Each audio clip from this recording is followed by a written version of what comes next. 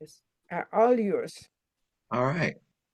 Well, thank you for again inviting me to share some thoughts with good people of the Unity Center of Montreal, and I extend joyful welcome to all of you who have joined by the wonders of electronic media on Zoom, and for also uh, a welcome and love to those of you who are physically present at the building there for Unity Center of Montreal.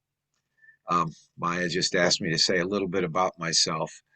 Um, Actually, I just got back from a kind of 50th year reunion with some old college friends. A number of us went to the town where our college was, which is Rock Island, Illinois, and we spent a couple of days with each other. It was great fun, and it was also interesting and very much relevant to what I'm talking about today because I realized that uh, my, how much my self concept, that's the topic for today, my self concept has changed from the time I was in high school until now. And the people, my friends, had something to do with how my self image changed.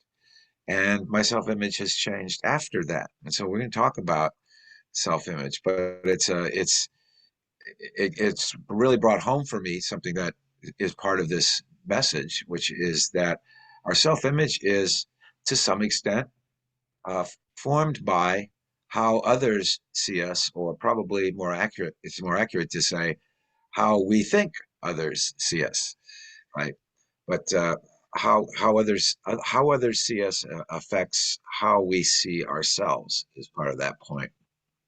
So as far as what else I'm doing.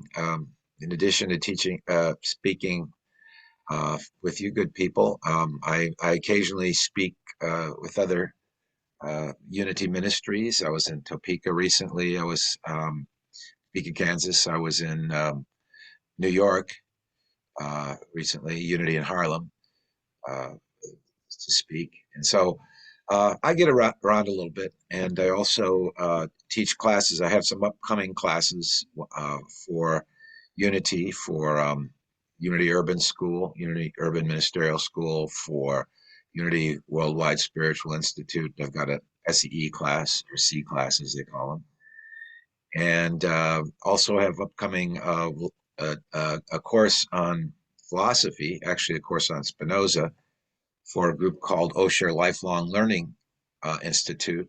Uh, Osher affiliates with various universities. The group I'm working with is affiliated with the University of Kansas. They want the courses to be sort of college level, which means it's a review and you have to be invited back if you've done well. So I've been invited back many times, so I guess I'm doing all right.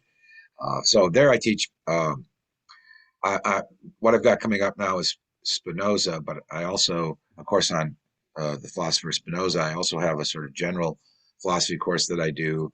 I've got a mysticism course that I do. I did a course on Gnosticism. I did another course on transcendentalism. So um, my mind is all over the place a lot of times. And I appreciate the opportunity to join with you and to talk about, especially focused on the unity message and the message of mysticism. So today's message is a very sort of practical application kind of thing. In fact, the next 3 weeks are going to be that I'm with you are going to be in this practical topic. So the topic for today is the power of yourself concept. I will be doing the meditation, a meditation experience, I guess you could say, at the end of the talk today, because I want to lead into that experience. So I'm just going to start out with this topic of the power of yourself concept. I'm actually going to start with a quotation from Jesus. Jesus said, "Whatever you ask in prayer, believe that you have received it and it will be yours." This is a pretty counterintuitive statement if you take the time to think about it.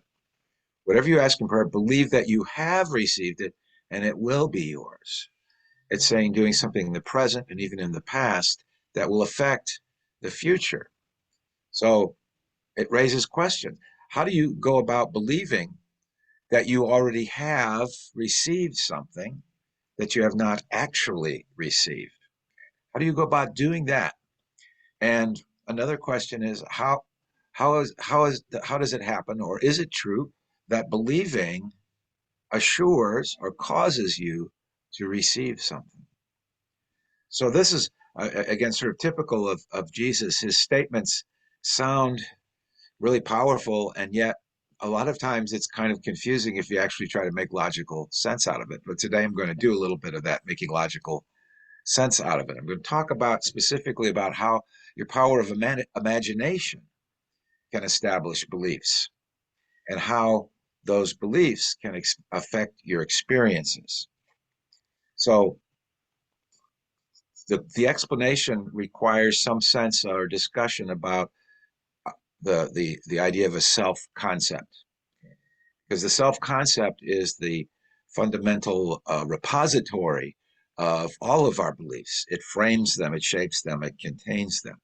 And so we need to understand the nature of a self concept. And this is from psychological theory. In psychology, it's theorized that we have this self concept that consists of three dimensions or elements, if you will.